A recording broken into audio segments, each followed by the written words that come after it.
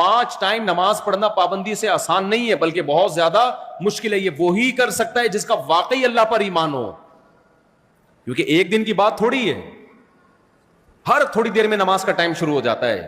آپ کو اپنا کاروبار چھوڑنا ہے, اپنی تمام ایکٹیویٹیز کو آگے پیچھے کرنا ہے. سفر میں, حضر میں, ہم جب جہازوں کا سفر کرتے ہیں, کوئی بھی نمازی, میری اپنی بات نہیں ہے, سب سے بڑی فکر پتہ ہے کیا ہوتی ہے؟ بیچ میں نمازیں کون کون سی آئیں گی.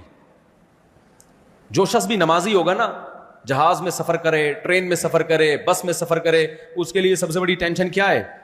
یار نماز کیسے پڑھوں گا. اب اتنی بڑی پرابلم ہوتی تھی, ہم جب جہاز میں بھائی جا رہے ہیں 12 گھنٹے 13 گھنٹے یا 17 گھنٹے 22 گھنٹے بھی, تو اتنی لمبی فلائٹوں میں یار کون سی نماز کس ٹائم پہ کہاں آ رہی ہے, قبلہ کدھر ہوگا. جو بے نمازی ہے اس کو تو کوئی غرض نہیں ہو, تو بیٹھا ہوا ہے آرام سے, پڑھا ہوا ہے, سو رہا ہے, اٹھ کے دیکھ لیتا ہے کوئی نماز پڑھ رہا ہے تو چلو میں بھی پڑھ لوں.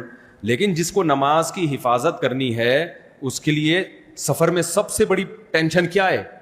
نماز کیسے پڑھوں. تو یہ اللہ کا کتنا فضل ہو گیا. دیکھو سائنسی ترقی نے بہت سارے مسائل حل کر دیے ہیں. آج کل ایک ایپلیکیشن آ گئی ہے حلال ٹرپ کے نام سے, جو جہازوں میں سفر کرتے ہیں نا وہ انسٹال کر لیں.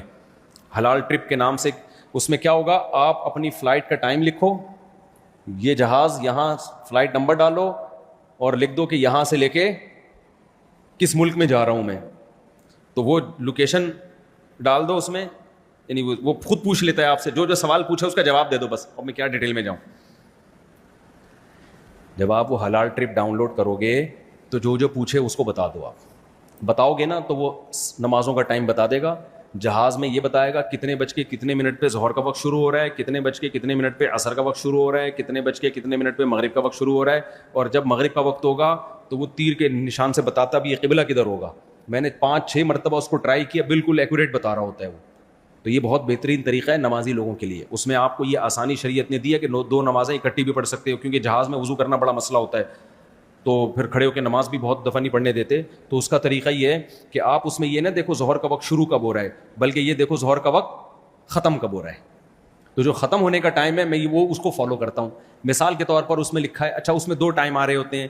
ایک وہ ٹائم آتا ہے کہ جو آپ کے کنٹری کا ٹائم ہے جہاں سے آپ اڑے ہو, ایک وہ ٹائم آتا ہے جو جہاز میں جہاں آپ ہوگے اس ملک میں کیا ٹائم ہے. تو آپ نے وہ ٹائم لینا ہے جو یہاں سے اڑنے والا, گھڑی کو اس حساب سے رکھنا ہے. مشکل بات تو نہیں کر رہا میں, گھڑی کو اس حساب سے کر دیا آپ نے.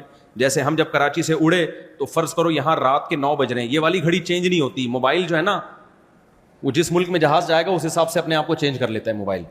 تو موبائل کا ٹائم نہیں, یہ والی گھڑی مینول گھڑی جسے کہتے ہیں. تو اس کا ٹائم بھی آ رہا ہوتا ہے کہ یہاں کے حساب سے اتنے بج رہے ہوں گے, اتنے بج رہے. تو میں کیا کرتا ہوں بھائی, ظہر میں دیکھا کہ ظہر کا وقت ختم کب ہو رہا ہے. فار ایگزامپل ظہر کا وقت یہاں کے ٹائم کے حساب سے ختم ہو رہا ہے 5:25 پہ, تو ہم کیا کریں گے بھائی 5:20 پہ اٹھیں گے, جا کے وضو کیا, ٹیشو سے نیچے سب صاف کیا جہاز میں, تاکہ وہ لوگ یہ نہ سمجھیں کہ کمبخت نمازی لوگ ہمارا واش روم کا بیڑا غرق کر کے باہر نکلتے ہیں. کیونکہ نمازی جو چینٹے مارتا ہے نا, آج کل دیکھا آپ لوگوں نے وضو بھی لوگ کیسے کر رہے ہوتے ہیں, یوں کر کے پھڑک پھڑک چھپٹتے مار رہے ہوتے ہیں, سارا نیچے گند ہو جاتا ہے. تو تمیز سے وضو کرو میرے بھائی, اس کے بعد ٹیشو سے نیچے کا ایریا بولو صاف کر دو, تاکہ نمازیوں کا امیج جہاز کے عملے کے نزدیک خراب نہ ہو کہ یہ کوئی کمبخت نمازی آیا جو کیچڑ کر کے گیا یہاں پہ. اس کو صاف کر کے پھر آپ نے اس کو ڈسٹ بن میں پھینکا, اپنے ہاتھ صابن سے اچھی طرح دھو لیا آپ نے, نکل کے آیا تو 5:20 پہ گئے, 5:30 پہ ظہر قضا ہو رہی ہے, تو 5:25 پہ آپ نے ظہر کی نیت باندھ لی, 2 رکعت پڑھ لیا آپ نے, قبلے کا پتہ چل جاتا ہے اس میں. جیسی سلام پھیرا 1-2 منٹ آپ ٹھہرو, عصر کا وقت داخل ہو جائے گا. تو بخاری مسلم کی احادیث سے جو 2 نمازیں سفر میں ہمیں اکٹھا ہونا پتہ چلتا ہے, اس طرح سے 2 نمازیں نبی صلی اللہ علیہ وسلم نے اکٹھی کی ہیں, ظہر بھی مغرب اور عشاء بھی. اس پر میں دلائل الگ سے ریکارڈ کرواؤں گا انشاءاللہ پورے ریفرنسز کے ساتھ.